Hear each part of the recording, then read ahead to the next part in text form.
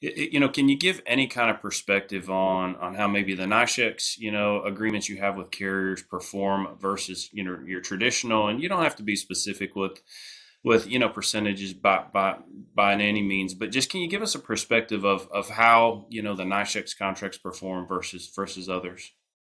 Yeah. I mean, I think roughly at this point, your NYSHEX deals, you have that expectation of full compliance, essentially full compliance. There's the penalty component behind it.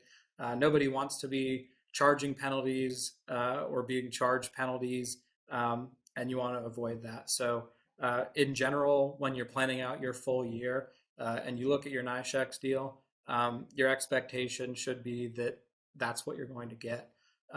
With a non-NYSHEX deal, maybe you're only getting half of the capacity, for example.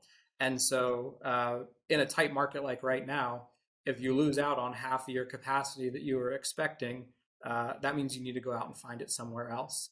Uh, if you go out and call other freight forwarders right now and say you would like significant capacity, uh, they're probably not going to have too much for you.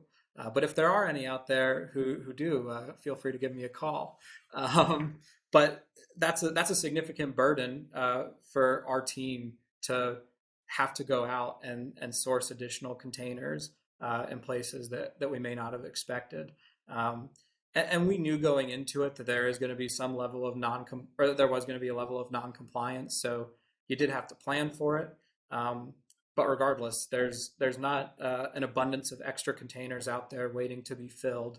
And so whenever you need more capacity, you really have to grind for it.